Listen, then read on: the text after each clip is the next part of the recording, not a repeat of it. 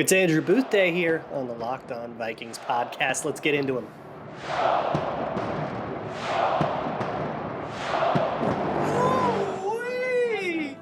You are Locked On Vikings, your daily Minnesota Vikings podcast, part of the Locked On Podcast Network, your team every day. What's going on, everybody? Welcome to another episode of the Locked On Vikings podcast, part of the Locked On Podcast Network, your team every day. As always, I am your host, your pal, and the kid you copied off in math class. My name is Luke Braun. You can find me on Twitter at Luke Braun NFL. You can find the show on Twitter at Locked On Vikings. And thank you so much for making Locked On Vikings your first listen of the day, each and every day. We're kind of just moving down this draft class, going in depth and watching tape. It's a fun time. We're doing Andrew Booth today. So that means we're going to talk about his tape, his consistencies, his inconsistencies. There's also maturity and medical stuff that we're going to go over. There's a lot. He's a complicated prospect that I think fell for reasons that didn't have a lot to do with on the field. And I don't know how legit those reasons are. We'll talk about them, but I do want to start on the field. A real quick note before we go into that. Cine signed his rookie deal. It's fully guaranteed, which is not a thing that usually pick number 32 gets. The NFLPA has been pushing for a long time for the entire first round to get fully guaranteed rookie contracts. Usually it was only like the top 20-ish, 22, something like that. And it seems like the NFLPA has won that fight. And now all George Karlaftis, who was 30, also got a fully guaranteed deal, which is not very precedented. So it'd be interesting stuff if you really want to get into the what the cap should be and stuff and all of the little nitty gritty details of tracking every dime. But if you want to know more about Cine himself, go listen to Monday's episode. We're talking about Andrew Booth today.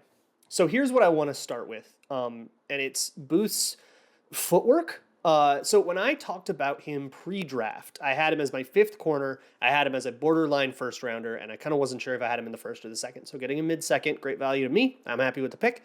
And I think I pretty much still am there. So I want to get really deep into technique with corner technique and stuff with Booth, because I think he's got really good footwork. And that's like the headline with him is when he's doing like a rehearsed technique, like a feather step or like a side shuffle, or when he's doing like press bail, things that you drill, he's really, really, really consistent at them, and you'll win a lot of reps that way. I do have some nitpicks about that, though. Whenever he's in a press alignment, he has a little bit of a false step. And that might just be a tempo thing that some corners like to have that, especially when they're doing what's called a feather technique. And if you don't know what a feather technique is, that's where you're sort of hesitant on purpose. You delay your back pedal on purpose. And usually you're doing that because you're responsible for flat routes, for like swing passes and stuff. As the outside corner, you don't want to get too deep because then you just have to like go chase it down again, and you don't want to give it too much room, so you sort of hesitate. That little false step wastes time, and you're wasting that time on purpose because of just the timing of your coverages. So that could be part of it, but he also does that on reps where he's trying to backpedal or when he's trying to really like get his hips turned and really cover a guy man to man. So I think it's more just a bad habit, but it's a super nitpicky thing, and it's certainly not the thing that I would like try to drill and fix. Really, when he's at his worst, it's because he's very uncontrolled, and he's very wild with his footwork and his steps and stuff. Look, Andrew Booth is a tall, fast corner. If he tested, he would have totally rocketed up the draft board. But he didn't test because of his injuries, which we'll get to. But he's very wild about the way that he steps because he's got a very long stride. I think he's got long striding speed. There's some guys, some 5'9" scat back has very, short, choppy steps, and that's kind of how they're fast, is that they take a lot of little steps. And then you've got the Randy Moss speed, right? That's the long kind of gazelle striding where they can cover 15 yards in 3 steps, and that's how they're fast. And Andrew Booth has that kind of long, tall guy speed. But what that means is that his steps are always going to be really, really committal. And what I would want to do with him is I would want to make all of his footwork when he's in transition, when he's in phase, when he's in, when he's getting off the line, I think he's really good, and that's rehearsed. When he's actually in the middle of the rep, some of the reps that he loses because he took too big of a step, or because there's a lot of wasted motion in his footwork when he's trying to change direction and be explosive. So I want to chop up his footwork a little bit. I want him to take smaller steps. Even if that means sacrificing a little bit of his raw speed, I think he'd win more reps that way on the whole. I think it'd be worth it. And to be more specific about this, like, he commits really hard to every little signal that he sees. And that's a really good thing. Like, nothing gets by him. But it does mean that a more deceptive route runner than what he saw in college, which he did not draw the best receivers in college, even on teams that had good receivers, he kind of tended to draw the other guy. NFL receivers are going to do a better job of being deceptive, and they might really be able to kind of trick him and get him got. But he responds really, really aggressively and decisively to everything. And because every step he takes is really big and long, it means he can get into position and out of position really, really, really fast. So there's a lot of these sequences where he takes like one big long step the wrong way and then back and undoes it with another big long step and then realizes he was actually right. So he redoes it, and it's all this wasted motion and all this wasted time. And that when he loses a rep, that's usually what I see. And then sometimes with all that moving around and all that wild footwork, he'll just lose his balance. And he'll either have to regain it and he'll lose speed that way, or there are a bunch of times where he just falls over. In particular, his game against NC State, which is universally agreed upon it to be the bad game. There was a lot of losing his balance and slipping around. I legit wonder if he didn't have the right cleats for that field or something, because he fell over a ton. And I didn't see that a lot in the other games that I watched. So I might be overreacting to the NC State game with this, but at any rate, I want to see him chop it up a little bit smoother. I don't want to take away the aggression, because what's really, really cool about him is when he is coming downhill, when he is feathering and trying to, attack a swing pass or something like that, he's really, really good at it. He's, for whatever it's worth, he's a good force player. When he needs to be in run support, he knows how to, get onto the edge and stop the running back from bouncing outside. And if that means he's taking on a block, he's going to get killed by an O-lineman because he's a corner, but he'll at least get killed on the right shoulder. So the running back still has to cut the ball back. And that's what you want out of a corner in run support. And he's really, really willing to take on contact, which I'll get to that in more detail in a second, which is insane because he was basically playing through pain since he was a kid. He's been playing through pain. He's been always playing through pain. And you wouldn't be able to tell. He's really, really willing to take on contact, and you can just tell how tough the kid is. And I really, really admire that. In general, I think what will make him a good corner eventually is that he's got a lot of steps and techniques that he very clearly has already worked on and honed, and they're ready to go. And then he also has really, really good ball skills. When the ball is coming his way, he's really good at getting a hand on it, getting interceptions. Go watch his highlight film on YouTube. You'll see all these crazy circus catches. He looks like Odell Beckham. That shows up consistently. He's really good at that. So that's also very exciting. I like the technique and the way that he plays generally. I just want him to rein it in just a little bit and get his lower body under control a little bit better. And in particular, that false step. Because what that false step can do, to circle back to that, is if he steps forward, his weight won't go forward and he'll sort of lean back into it, and then he'll start his back pedal that way. Kind of gets his momentum going by leaning back a little bit. But then his weight is behind his feet, and that makes it really difficult to get your hips turned in time, and sometimes that can affect his hip turn, and it also makes it really difficult to go charge forward if it's a slant or a quick breaking route, or if he has to, or if he is trying to feather, it can get in the way of that. So I do want to get that out. I want to chop up his feet a little bit and just get him under control a little bit. But what really, I think the narrative around him was always, look, he's a good corner, and so that's what good corner means. He's got the right techniques. He comes with a lot of tools in his toolbox already, good ball skills and all that, and the right kind of aggressive mentality. But there was that one time he got in a fight in a Louisville game and they didn't let him on the plane. There's the injuries. We got to talk about all that, and we will do so. But first, let me talk to you about your car. Take care of that sucker, because if you let a small problem become a big problem, that means letting a small expense become a big expense. And I'm here to try to help you save money. And you can save money on that small expense by going to rockauto.com.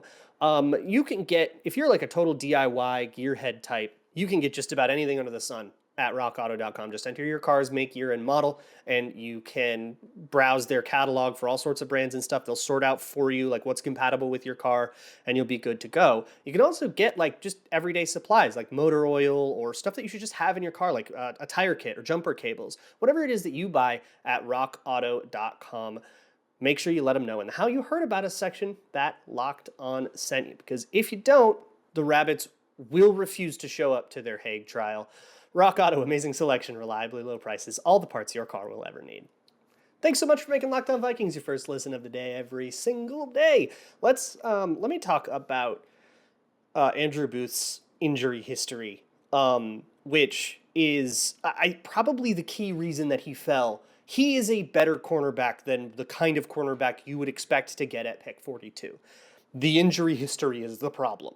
So in short, I would categorize Booth's injury history into two kind of main episodes. The stuff with his knee, and there's lots of stuff, and the stuff with his core, which is what he's going through now. So let's start with the stuff with his knee, and it starts all the way back when he was a kid. So when Andrew Booth was going through puberty, he had a condition called Osgood-Schlatter's disease, which you don't need to remember. What you need to know is that's a growth spurt problem. When you're a kid and you're not as tall as you're going to be as an adult, you have growth plates as part of like your leg bones, which is cartilage, and that's where the growth is actually going to happen. It's more malleable, right? When you hit a growth spurt, if you were going to grow a lot, they're not perfectly in sync, all right? Mother Nature didn't do this exactly on the same, not everybody started on the starting gun. Your muscles, your tendons, your bones, your cartilage, and all that stuff will grow at different paces at different times. And with Osgood-Schlatter, your muscles and growth plates and bones and stuff grow, and your tendon is the one that's behind. And so that means that the leg is going to grow and it's going to stretch that tendon even though it isn't grown yet and it's not ready to take that stress, and therefore we have pain. That is a pretty painful condition. It is a lot more common in kids that play a lot of sports, and it's what Andrew Booth suffered from. When you have it, you're supposed to like take it easy, and you can still play sports, but take yourself out of the game. If you start to feel too much discomfort, you can do more damage that way. Knowing Andrew Booth, I don't think he took himself out of many games. I'm going to go ahead and venture a guess, because he's he's a little too competitive for that, as any player that gets to the NFL kind of has to have that mentality, right? After you're done with puberty and all your growth spurts are done, the Osgood-Schlatter pretty much goes away. You're pretty much done with all that pain and stuff. You can have some lasting side effects. Some patients will get like a bone growth in the back of their knee that doesn't cause any pain, but is weird and is there. And it actually sounds like he does have that, which I find really interesting, like medically, but like in a super nerdy way. But really the pain goes away once once the tendon catches up and all that, like the condition goes away. But if you put it through too much stress in the meantime, you'll get tendinitis. And it seems like that's what happened. So the condition went away for Andrew Booth, and then later he developed knee tendinitis, specifically patellar tendinitis. Your patella is like your kneecap, the cartilage that holds everything together. And for Booth, tendinitis is just like a series of micro tears, just a lot of damage over time. And that eventually turns into inflammation and a lot of pain. And it's kind of the same thing Anthony Barr has been dealing with, just a lot of like wear and tear over time. And eventually, because he didn't get it like treated right and he kept playing football and all that stuff, it turned into an actual tear of the patella. And that turned into a knee problem that he actually had to have surgery to overcome.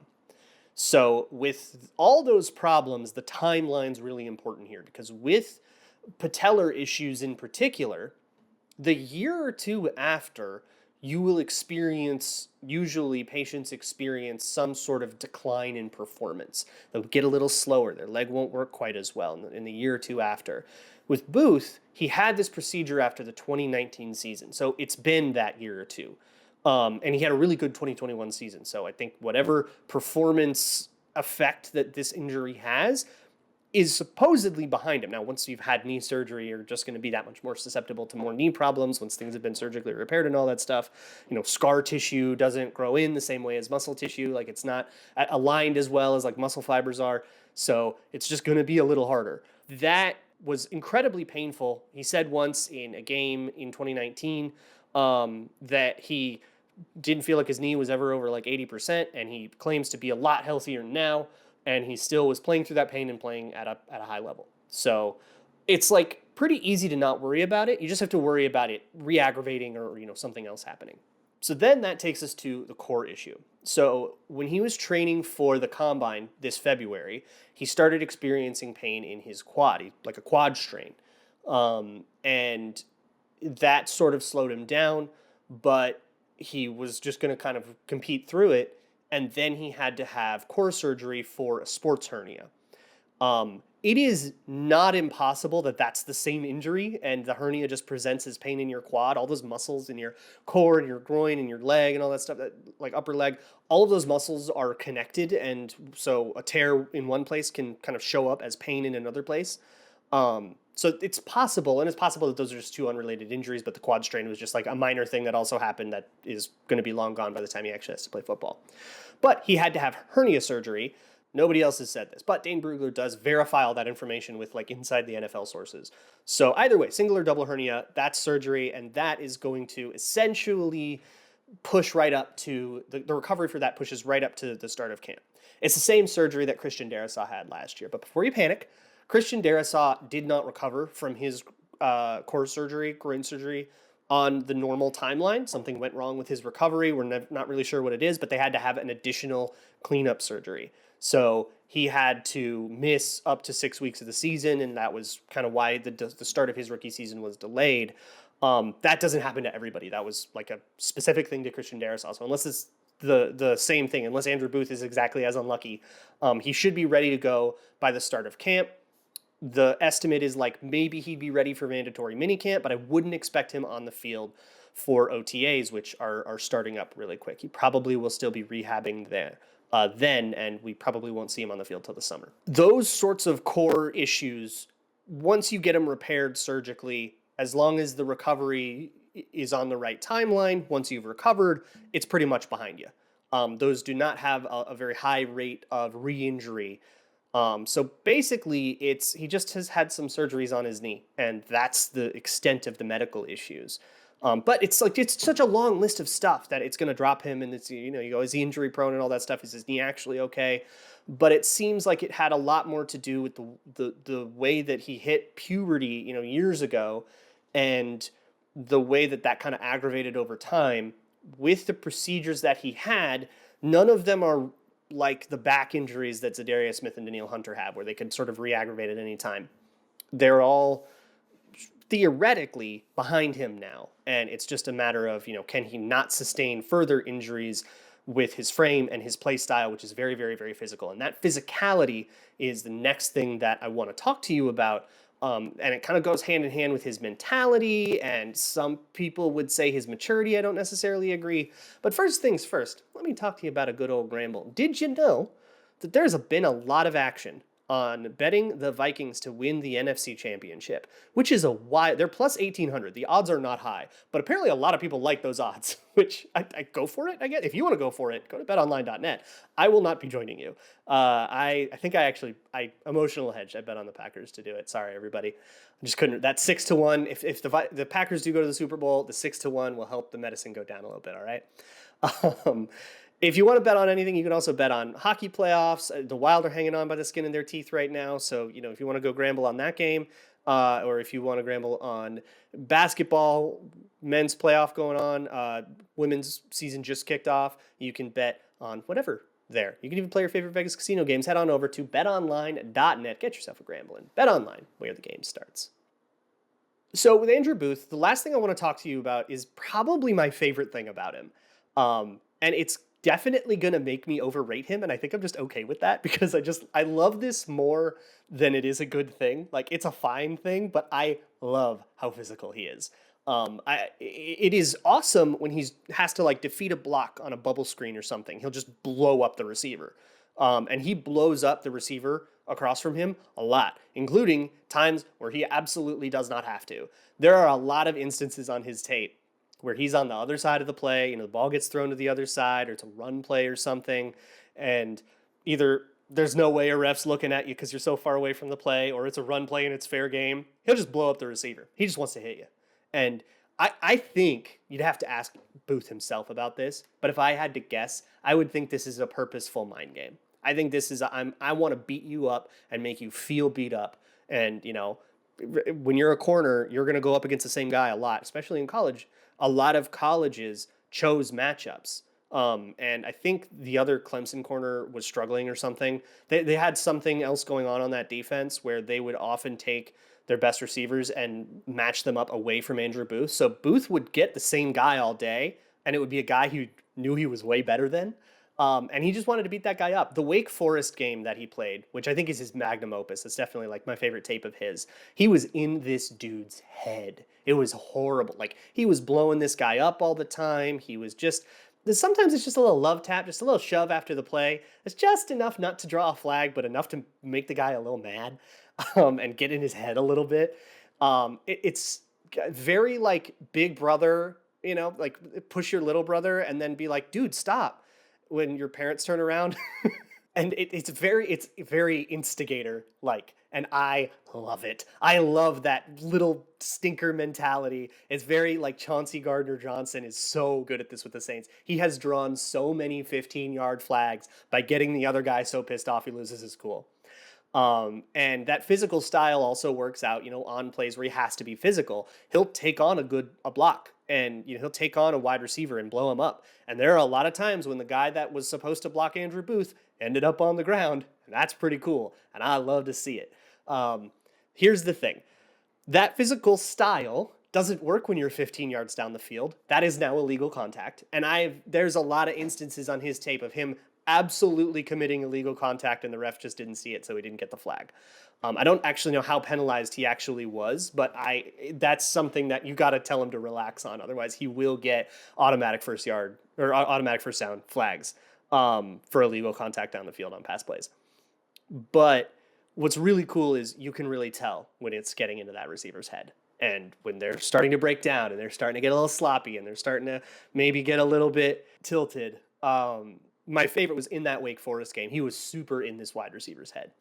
And it was like 34-13 too. Like, Clemson was blowing him out. So you're getting your butt kicked. This dude keeps knocking you over for no reason, and he's playing kind of dirty, and you're really, really mad about it. There's a fade route in the end zone in garbage time. And Andrew Booth positions himself really well to try to go pick it off. And the receiver just rips him down. The clearest OPI I've ever seen in my life, gets flagged for it and all that stuff. And I don't think he had to. Like, that receiver could have gotten into position on the play, maybe tried to take the ball, but nope, he was way too tilted for that, and he just wanted to knock Andrew Booth over once, and he took the flag for it. And I don't think Booth got flagged once for that in that game. But he drew a flag on him, that's the mind game, right? That's the competitive energy. But that kind of brings me to the Louisville incident, where it was on a punt return in Louisville, 2019. He got into a fist fight after the play. Like, he literally was on top of a guy, punched him, super dirty thing, got ejected from the game. And in punishment, Clemson did not let him on the team plane home. He had to take the bus. And it's played as this really big, this moment of self-reflection. And he was looking out the window, thinking about how he can be a better person. And watching the play, yeah, he lost his cool for sure. And it was not a cool move. But it later comes out he was playing through a ton of pain, and and he kind of says, I didn't feel like myself. I was in so much pain. And he was going through a family thing at the time. His mom was diagnosed with breast cancer, ended up having a double mastectomy. It was a really scary case. He was going through that. There was a lot kind of weighing on him, and it seemed like he just lost his cool after one of these, kind of hot-headed, really physical matchups. And so, he drew the flag, he drew the ejection, totally deserved all that. But in terms of trying to make a character judgment on that, man, I get it. I do. And I like that physical mentality, and I like that he didn't lose it after that. And he didn't get ejected from any other games, but he didn't lose it. And I really, really, really like that. I don't know how good of a trait that is. That physicality is awesome on run plays, but we, of course, care more about coverage, and it might draw so many penalties that it might not be worth it. But, man, I like it. It's fun. It makes his tape fun to watch. It makes him a fun guy to watch, and you know what? That's cool, and I'm going to take it. So that's more or less my Booth thing. I'm not worried about the medicals. I really like the technique. His physicality and his kind of lack of balance and control are really where I'm worried. But I'm going to be able to tell, I think, in the first week of camp if he's beating Cam Dantzler or not. I don't know right now, but if he comes out and he looks really uncontrolled and he's given up a lot of plays and he's getting pump faked by Kirk Cousins and stuff, Dantzler's winning that job, and Booth needs time to incubate, and that's totally fine, right? We're okay with that here on the Locked On Vikings podcast. Some rookies need some time. We don't get impatient, but if he's sticking with Adam Thielen and KJ Osborne and Amir Smith-Marset, if he's winning on those one-on-ones, and if he looks really controlled, that's really what I'm looking for, the body control. If he looks really body controlled in camp, look out, because I think then we got a dude. Before I let everybody go, one thing I want to mention, an article came out at Zone Coverage that I wrote and worked really hard on, worked in conjunction with a lot of people on. I got a lot of help on it too, about Ed Ingram and his accusations and the benefit of the doubt, and what do we do when we don't know the details of the case, and we don't know, is he innocent or guilty? The case never went to trial, all that stuff. How do we take that and reconcile it with how heinous the allegations are, and how there is a better than average chance that a sexual abuser plays for the Vikings, and how do we deal with that? I will link it in the show notes. I'm not going to do the thing I usually do with my articles, where I kind of go over them as an episode and kind of make it a discussion here too. If you want to read it, go read it. If you don't want to read it, that's also fine. But I hope you do. I'll link that in the show notes for you. And that'll be that. I'll talk about Ed Ingram on field sometime, maybe next week. He's going to be, I think, the next guy I get to. Maybe even end of this week. But I wanted that piece to come out before I started talking about like his pass blocking techniques and stuff. It just would feel weird without having addressed the elephant in the room. So that's it. I'll talk to you tomorrow. We'll probably have some schedule release stuff to talk about tomorrow, and we'll get moving. Schedule gets released today, so we'll probably be able to talk about that and Ed Ingram, and then get to Asamoah and Caleb Evans and all those guys. We'll just keep plugging away through this draft class. I will see you all tomorrow, and as always, Skol.